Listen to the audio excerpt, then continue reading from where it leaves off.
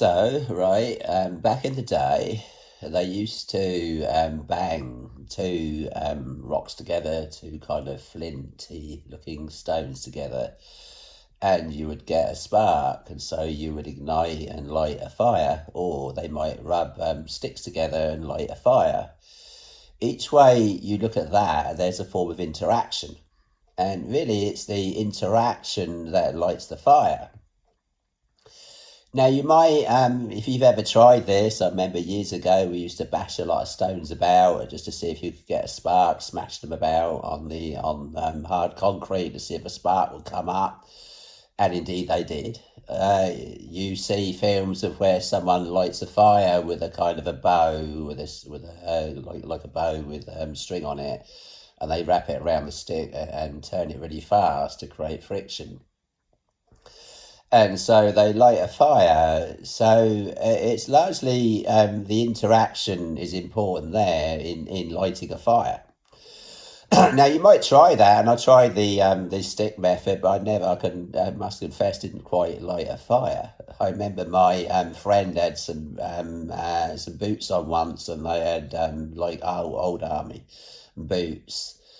And back in that day, you had double decker buses, and you could just sort of get off the double decker bus, and there was no door.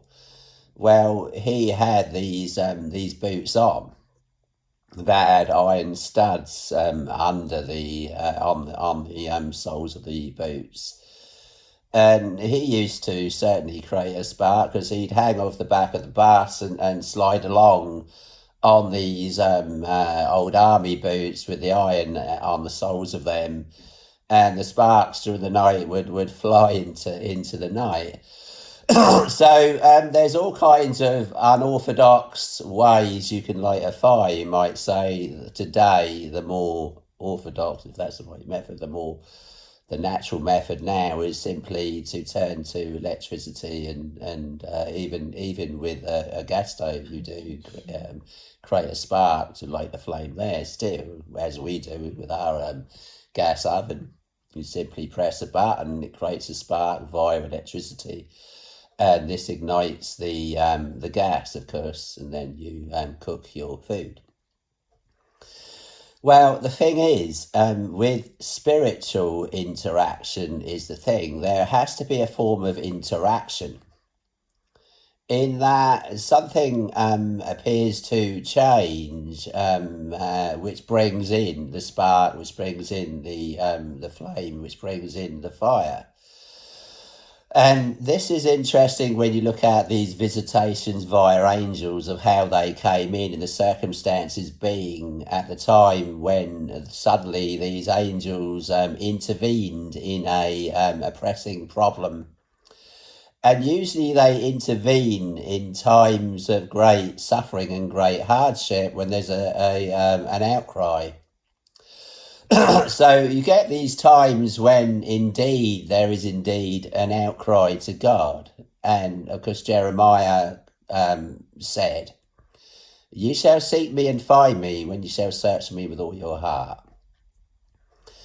So this outcry comes as a result often of great oppression, and suddenly there's an outcry to God, and this creates some kind of spark or ignition, or a fire comes in via an angel. So there are times, let's say, when we are down and discouraged, and often this can actually be, for a lot of people, this can actually defeat them, and they might go into depression, what they call depression. But depression is a word really that we use, of course, but that word really, depression, what's not part of that mentality, let's say, of depression? One is that people often have given up the ghost mentally, spiritually, and even physically, and you hear these people that even take to their bed. And so depression, of course, can be very dangerous in that if your spirit is broken, then you're like that proverbial verse that talks of the broken spirit Along the lines of physical affliction and physical frailties and weaknesses. Maybe you've been ill a long time. And so it says, as I remember, I'm relying upon memory here, which isn't always easy. There's a lot jumbling around in the mind, and a lot of this tends to get rusty. But the spirit of man, this is the verse I remember now, and it's written in Old English, so you kind of have to decipher it. The spirit of man will sustain his infirmities. Now, many of the infirmities of the flesh, in other words, the weaknesses of the flesh, it could be all kinds of things physically that are dragging you down. And that goes with another old saying, the spirit indeed is willing. It's not just a saying, I think that was in the Bible, that one. The spirit indeed is willing. I think Jesus said it actually. I'll say it rely upon memory here. The spirit indeed is willing, but the flesh is weak. This is often the case. The spirit indeed is willing, but the flesh is weak. So the spirit of man will sustain his infirmities. In other words, the spirit of man will sustain him through his infirmities. Now, they're talking about your physical weaknesses that tend to drag us down. So there's a lot of things that can get us down. It can be your physical infirmities being weaknesses. So the spirit of man will actually sustain you through, in other words, your infirmities. But a wounded spirit who can bear, well, a wounded spirit would be someone who's given up spiritually. Your body might clap out physically. Maybe you can't. You hear these people, they can't walk along, so they wheelchair along, or they can't wheelchair along, or whatever. They might crawl along, but they don't give up spiritually, because the spirit of man will sustain his infirmities, will sustain you through. And we're all surprised at how much we can actually do when we rise to the occasion spiritually. And really, one of the worst places to think of all your problems is in bed. Waking up early hours of the morning, your problems would seem like an avalanche coming down upon you. And so the main thing to do, of course, is get up, get moving. Again, you've got a form of interaction there. Draw nigh to God. I mean, draw nigh to God might sound super sanctimonious and ceremonial, but simply getting on with your day, get your boat moving. Don't just stand still. Do something. Do something that might help other people. It could be in the most ridiculously little way. Maybe you come down the stairs and the washing up needs doing. Well, you're going to help the house run smoothly. It does say everything in decency and order. And if you've ever known anyone who didn't do all their washing up and their housework, and you see the state they're in, it doesn't take long before the physical starts affecting the spiritual. So the physical does indeed affect the spiritual, and having order around you. If you feel depressed, well, get moving, get doing something. Well, clean the house up. This can help the other occupants of the house, even on a small scale like that. You can light a forest fire in some cases, in some houses, you might say. And I'm thinking of someone I know to this day who needs a forest fire, but to get them moving. But a little spark or a little flame might help, might make some difference. At least you can light a fire over here. If you can't set the whole house on fire and cleanse it of all of its filth, well, at least you can move something, even if it's a molehill and not a mountain. You do what you can in various situations. Well, here's a story of, not just a story, but a real story. We tend to read these as stories, but they're more than just stories. They're reality. And what tells you the reality of such a, not a phenomenon, but a spiritual reality. And with that thought in mind, it has to be emphasized that there's one place to this day that you can surely and most definitely find some kind of miraculous manifestation in your life, and that is in the spiritual realm. Not just in the spiritual realm as coming from the spiritual realm, as coming from God himself, or the intervention of an angel. Maybe you're not aware of the angel, maybe you're not aware of who or what's talking to you, but you know it's coming from a spiritual source. You might just sense the presence of God. You might sense the presence of God on different levels.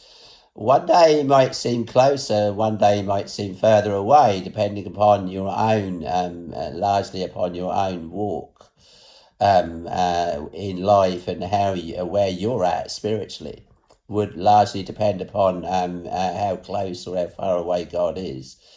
But with this, there are often these interventions that you can't always explain. All you know is there's been an intervention and it's coming in a more specific manner, let's say, in a more specific way as a result of maybe years of sufferings, and often this is the case. And so this brings in let's go into the story of Samson. How did all of this begin with Samson? Well, most people have heard of Samson via the movies, but where did it all begin? You read it, of course. We're in Judges chapter 13. And this is often the case throughout the whole scriptures. So in Judges chapter 13, verse 1, and it says, and the children of Israel did evil again in the sight of the Lord. So they've gone into captivity, they've gone into bondage, they've gone into spiritual death as a result of doing evil. They've gone into captivity. And of course, going back in the day, their day, going into captivity would have meant that an enemy came in and took them over and oppressed them because of their rejection of God. They didn't have God's protection. Therefore, the enemy came in and took them over. And you picture these here, their spirits are largely broken, I guess. And that's the worst place you can ever be. And that is the bottom line is your spirit should never be broken because you've always got Jesus. The world might be falling apart around you. You might be falling apart physically. You might be in ill health or whatever. Everything, your finances might be falling apart. The whole world, everything is falling apart. It looks like it's the end of the world, or it looks like World War III at the moment, or there's these atom bombs and energy crises. Everything's falling apart. It's like they keep coming up with these various solutions and they're sewing new cloth, new ideas, the wrong ideas, onto an old garment. And we know the old garment is so threadbare and worn out, it's best to throw the whole garment away.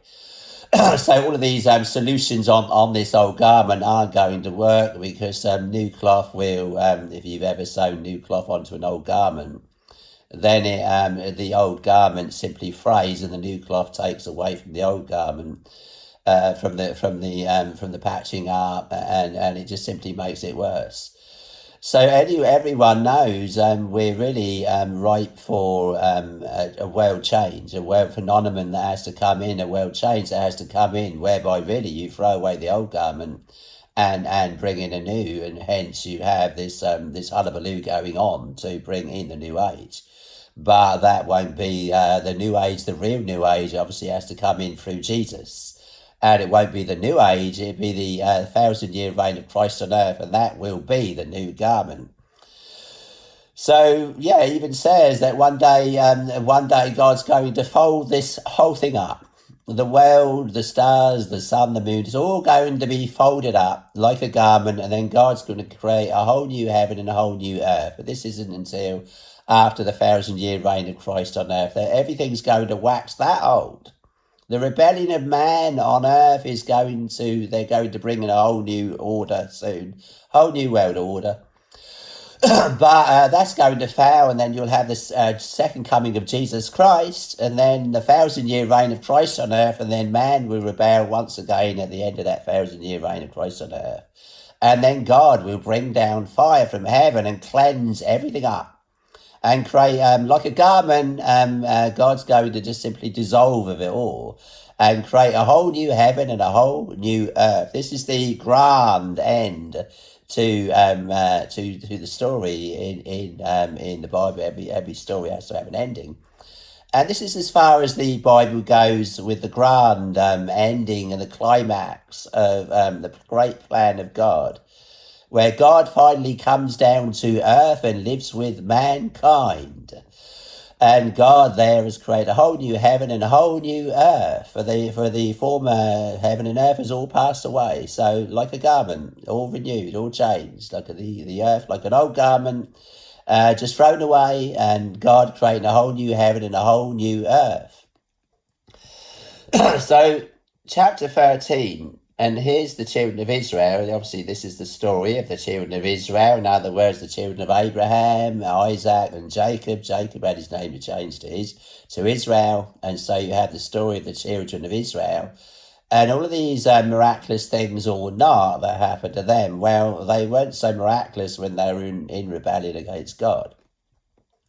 But they were more miraculous when they cried out to God as a result of all of their afflictions. So, and the children of Israel did evil again in the sight of the Lord. So this would have brought them into to bondage under the Philistines and oppression.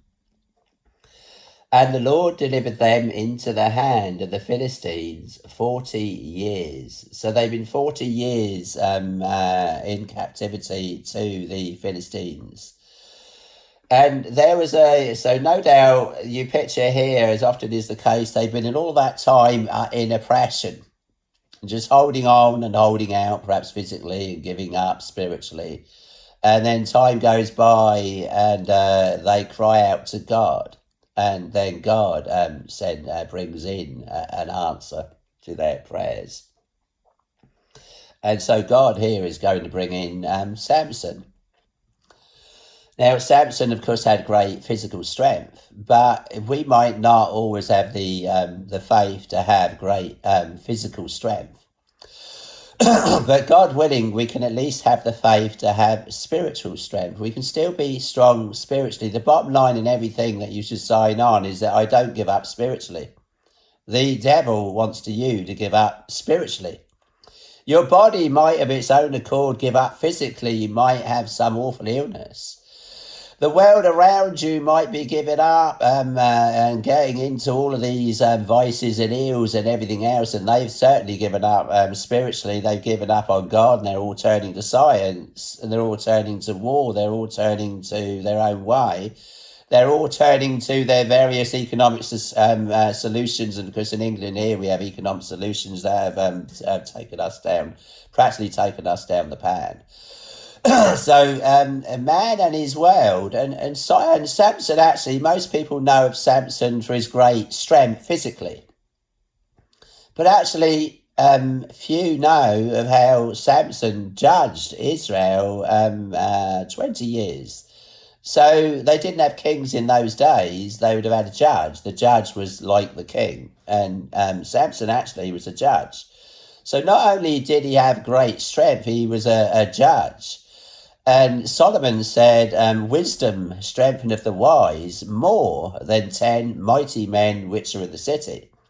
Well, Samson didn't have a problem with 10 mighty men which are in the city. We all know the story of how he slew, I think it was about 3,000 Philistines with the jawbone of an ass. But we, spiritually, wisdom or having wisdom from God, God willing, inspired wisdom.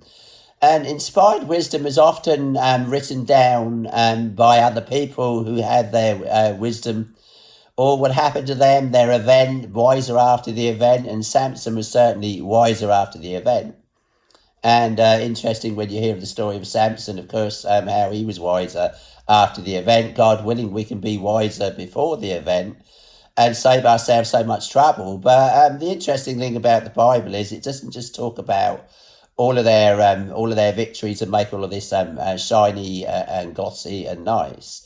It often talks about the failings of these great saints. So these great saints are often full of, just like us, they're full of sin and failings and frailties of the flesh, mental tortures or whatever they went through physically, mentally, spiritually. Or they gave in to the temptation, and this was their downfall. Well, this is what you like about the story of Samson, because it not only talks about his victories and his strengths and his courage and everything else, and the fact that he was a judge. Little people know that. He was a judge 20 years. Wisdom. God willing, we can at least have wisdom. Wisdom strengtheneth the wise, more than 10 mighty men which are in the city. And that's why looking at the story of Samson, though it was a literal story, it did happen, symbolically can help, because wisdom. The wisdom that is from above is first pure, then peaceable, gentle, and easy to be entreated. It's something that does indeed offer the right solutions, and without partiality, without hypocrisy. So God willing, we can have inspired wisdom from God. And also wisdom coming from other people who've had that same wisdom from God and passed it on and wrote these things down. So here's the story of Samson, how it all began with him. And the children of Israel did evil again in the sight of the Lord, and the Lord delivered them into the hand of the Philistines 40 years, of course, for their sins. So they're all in oppression, and you get a picture here, they're all crying out to God. And so God is, in this sense, sending a deliverer who could deliver them.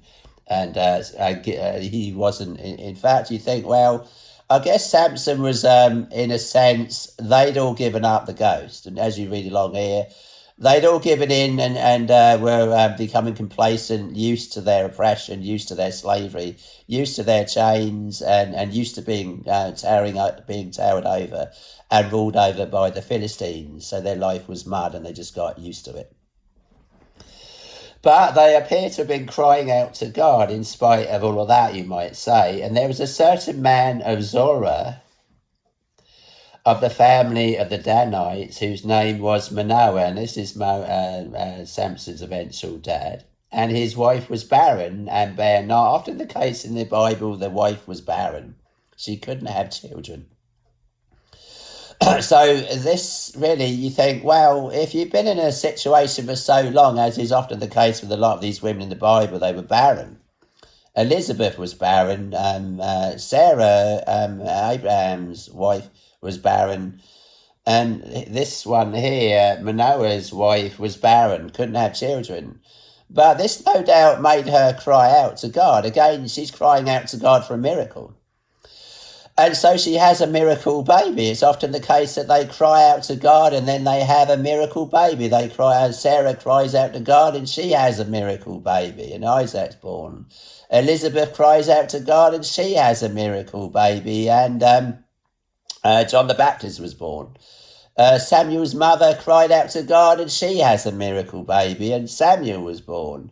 So all of these coming in as a result of great sufferings and hardships, and finally the time is right and there's a real heart outcry to God for a miracle. And so these miracles come in as a result of what Jeremiah said: "You shall seek me and find me when you shall search for me with all your heart." Not just a bit of it, not just a tiny bit. You're like that baby who cries out in the dark night. He don't know where his mum's coming from. All he knows is his mum's going to come and give him what he wants. He don't even understand the world around him. He just simply knows it'll come out of the dark. And then mother will feed him, and he'll be comforted, both comforted and fed. And there was a certain man of Zorah, of the family of the Danites, whose name was Manoah, and his wife was barren and bare not. And the angel of the Lord appeared unto the woman. Now this goes along with what St. Paul said: "Be not forgetful to understand, to entertain strangers, for thereby have some entertain angels unawares." So sometimes, these angels appear like any other man. They might suddenly manifest and appear as an ordinary man, as appears to be the case with Manoah here. On other occasions in the Bible, they just simply thought it was a man. So, and the angel of the Lord appeared unto the woman and said unto her, "Behold, now thou art barren." There you go, he knew everything about her.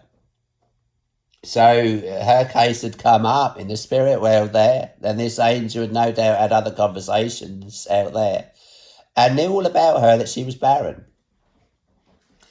Behold, thou art barren and bearest not, but thou shalt conceive and bear a son.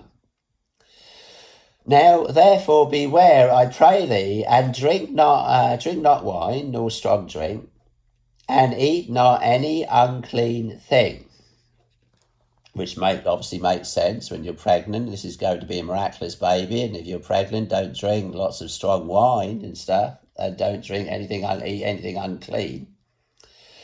For lo, thou shalt conceive and bear a son, and no razor shall come on his head, for the child shall be a Nazarite unto God from the womb. So in other words, I guess really you get from that, he's dedicated to God.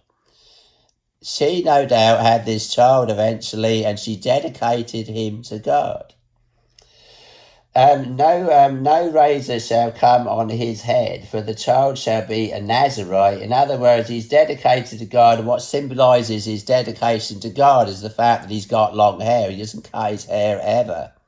So when anyone saw Samson as a little boy, and as he grew up, become a teenager and then a man, there was one thing that stood out about Samson, and that he was a long-haired man. And therefore, I guess everyone got to know him as a Nazarite, because he didn't cut his hair. Therefore, he was dedicated to God. The fact that he had long hair would have symbolised to people around him that he's indeed dedicated to God. For lo, thou shalt conceive and bear a son, and no razor shall come on his head, for the child shall be a Nazarite unto God from the womb.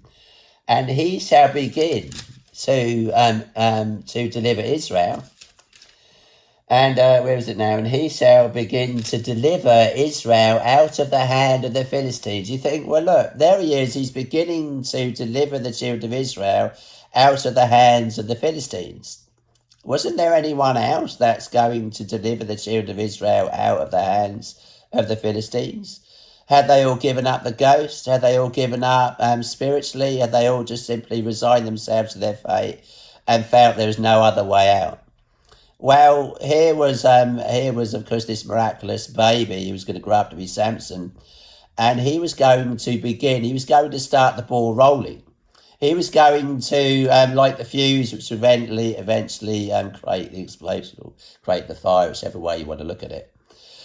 And so it goes on. Then the woman came and told her husband. So something's going to trigger off here. Now, he's a Nazarite dedicated to God from the womb, and he shall begin to deliver Israel out of the hand of the Philistines. So in verse 6 now of Judges chapter 13. Then the woman came and told her husband. So she's out and about. She appears in the field or wherever, and suddenly this angel appears to her, and she's then the woman came and told her husband, saying, a man of God. As far as she's concerned, it was a man of God who suddenly she's going about her daily life, and he appears to her. Came unto me, and his countenance was like the countenance of an angel. So he had an unusual looking face, and his countenance was of the countenance of an angel of God, but she thinks he's a man. Very terrible. But I asked him not whence he was, neither told me his name. So there's something unusual about this man that appears to her, and it was mainly his face. He had the countenance of an angel of God, very terrible, but I asked him not whence he was, neither told me his name. So something unusual about this stranger that appears to her, this man. But he said unto me, behold, thou shalt conceive and bear a son, and now drink no wine nor strong drink, neither eat any unclean thing, for the child shall be a Nazarite to God from the womb to the day of his death. So from the womb to the day of his death, dedicated to God. Then Manoah, so she tells all this to her husband, then Manoah entreated the Lord and said, O my Lord, let the man of God which thou didst send come again unto us, and teach us what we shall do unto the child that shall be born. So she's obviously came in to Manoah, and she's all kind of shocked by what's happened. And Manoah is obviously taking this seriously. He knows his wife too well, I guess.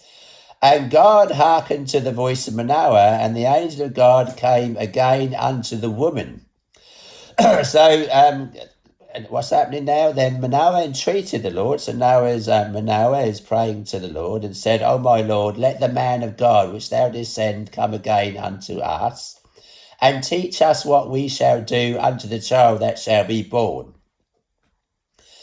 And God hearkened to the voice of Manoah, and the angel of God came again unto the woman as she sat in the field. But Manoah, her husband, was not with her. And the woman made haste and ran and showed her husband and said unto him, "Behold, the man hath appeared unto me that came unto me the other day." And Manoah arose and went after his wife and came to the man and said unto him, "Art thou the man that spakest unto the woman?" And he said, "I am." And Manoah said, "Now let thy words come to pass. How shall we order the child, and how shall we do unto him? Will he say the same things?" And the angel of the Lord said unto Manoah, "Of all that I said unto the woman, let her beware. She may not eat anything that cometh of the vine, neither let her drink wine or strong drink, nor eat any unclean thing. All that I commanded her, let her observe." So he says exactly the same thing. Now, Manoah is completely convinced that this is the same man, and this is unusual, no doubt. And Manoah said unto the angel of the Lord, "I pray thee, let us detain thee until we shall have made ready a kid for thee." So I guess Manoah is aware there's something unusual about this man, and he's kind of in awe of him. And the angel of the Lord said unto Manoah, "Though thou detain me, I will not eat of thy bread. And if thou wilt offer a burnt offering, thou must offer it unto the Lord." So the problem is with a lot of these angels, they might appear, and people are well known to worship angels. The angel is in God's spirit, and therefore this angel is really again an angel of God's presence. And so being in the presence of this angel would mean that you're in the presence of God, God in the angel, and not simply the angel without God. And the mistake a lot of these people make, John made the same mistake when he saw the angel in the book of Revelation. He bowed down and worshipped the angel, and the angel telling him, "Look, don't worship me, worship God." You might sense God's spirit and God's presence in me, but it's not me, it's God. It's all God, it's not me. Without God, the angel would be an empty shell, would be a black hole, like a fallen angel, like many of these fallen angels are. They are black holes without God, and they suck and they don't give. This angel is no doubt a loving, kind, giving angel, and he's operating under the anointing of God and in God's presence. No doubt the presence of God is so powerful in the presence of these angels that people have a tendency to worship the angel and forget that it's God. But this angel telling Manoah, "Look, don't worship me. You're going to sacrifice anything. Sacrifice it to God." And the angel of the Lord said unto Manoah, "Though thou detain me, I will not eat of thy bread. And if thou wilt offer a burnt offering, thou must offer it unto the Lord." For Manoah knew not that he was an angel of the Lord. And Manoah said unto the angel of the Lord, "What is thy name?" Again, if you knew the name of the angel, you might be tempted to worship the angel and not worship God. And Manoah said unto, that's how you that's how you tend to read it, let's say. I don't know why you wouldn't tell him his name, I'm just kind of guessing. And Manoah said unto the angel of the Lord, "What is thy name? That when thy sayings come to pass, we may do thee honour." Wow, honour or worship, be careful. This is the problem with a lot of these preachers. They start out good and operate under God's Spirit. Same thing happened to Gideon, and they had, I forget, they had a kind of garment put up in honor of Gideon. And the problem was they started to worship this garment that Gideon once wore and all this sort of thing. I could say I'm relying upon memory here. And they started to worship Gideon instead of God. So kind of the dangerous thing for many said great preachers or great preachers is that they take the glory and don't give the glory to God. Without God, we are just empty shells. So Manoah said unto the angel of the Lord, What is thy name, that when thy sayings come to pass, we may do thee honour? And the angel of the Lord said unto him, Why askest thou thus after my name, seeing it is a secret? So Manoah took a kid with a meat offering and offered it upon a rock unto the Lord, not unto the angel. And the angel did wondrously. Now Manoah is going to see that this was indeed an angel. There should be no doubt in his mind that this is indeed an angel. Well, how does that, not just an ordinary man, how does this angel show that he was indeed an angel? So Manoah took a kid with a meat offering and offered it upon a rock unto the Lord. And the angel did wondrously, and Manoah and his wife looked on. For it came to pass, when the flame went up toward heaven from off the altar, that the angel of the Lord ascended in the flame of the altar. So you see this fire going up, and suddenly you picture this angel jumps in this flame of the fire, just simply jumps off the ground, as there's no doubt in his mind, in their mind now, this is indeed an angel. An ordinary man don't just suddenly jump off the ground and jump into the fire and then ascend in the fire up to heavens, as this angel did. It came to pass when the flame went up toward heaven from off the altar, that the angel of the Lord ascended in the flame of the altar. And Manoah and his wife looked on, and they no doubt see this angel shooting up amongst the flames into the sky. And you picture, no doubt, he disappears here. For it came to, so Manoah and his wife looked on it and fell on their faces to the ground. God willing, they're worshipping God and not the angel here again. The angels did wondrously in their sight. And like I say, man tends to get his wires crossed and worships the angel instead of God. But I guess they must have been worshipping God here. They fell on their faces to the ground. But the angel of the Lord did no more appear to Manoah and his wife. Then Manoah knew that he was an angel of the Lord, no doubt, an angel of the Lord. And Manoah said unto his wife, We shall surely die because we have seen God. So you see the wires crossed there, but it's actually an angel of God's presence. They've seen God in this angel of God's presence, this angel operating under the anointing that comes straight from God. So Manoah said unto his wife, We shall surely die because we've seen God. But his wife said unto him, If the Lord were pleased to kill us, he would not have received a burnt offering and a meat offering at our hands. Neither would he have showed us all these things, nor would, as at this time, have told us such things as these. And the woman bare a son and called his name Samson. And the child grew, and the Lord blessed him. And the Spirit of the Lord began to move him at times in the camp of Dan between Zorah and Eshtaol. So this child eventually grows up and starts moving in God's Spirit. So praise Jesus, there's one place we could surely find God to this day, and that is in the miraculous realm of the Spirit, as these did, as God, as no doubt Samson did.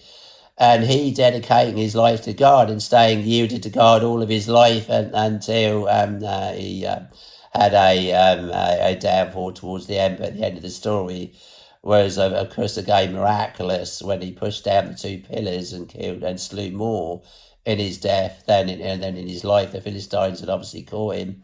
He'd cut his hair. He got deceived by Delilah.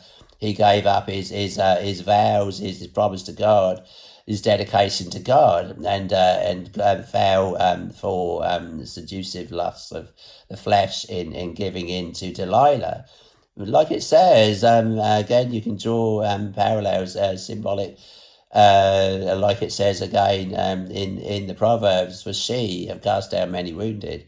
Yea, many strong men have been slain by her. This talking about Mystery Babylon, the great harlot, sits on many waters, mother of harlots. For yea, she have cast down many wounded. Yea, many strong men have been slain by her. But though Samson, he told her his secret and where his strength came from, had his hair cut off, had his hair cut off, and he losing all of his strength, and he got up to fight as per usual, but he knew not that God, the Spirit of God, had left him. He was totally as weak as any other man. But because they dug out his eyes and put him in prison, time went by, and his hair grew back. and they brought him out to make fun of him and to make a fool out of him. But he asked God for strength just this one more time, and because he was placed in between these two pillars and pushed these two pillars down, God giving him strength one more time. And at the peak of his life, he gave his life and slew more in his life than he in his death than he did in his life. So always a victorious end to the story, and even Samson's at times giving in to the lust of the flesh, is Delilah, tormenting him and afflicting him and nagging him, telling him to give him his strength. She obviously had money in mind that they were going to give her if she could find out where his great strength lay, and he trusts her instead of God.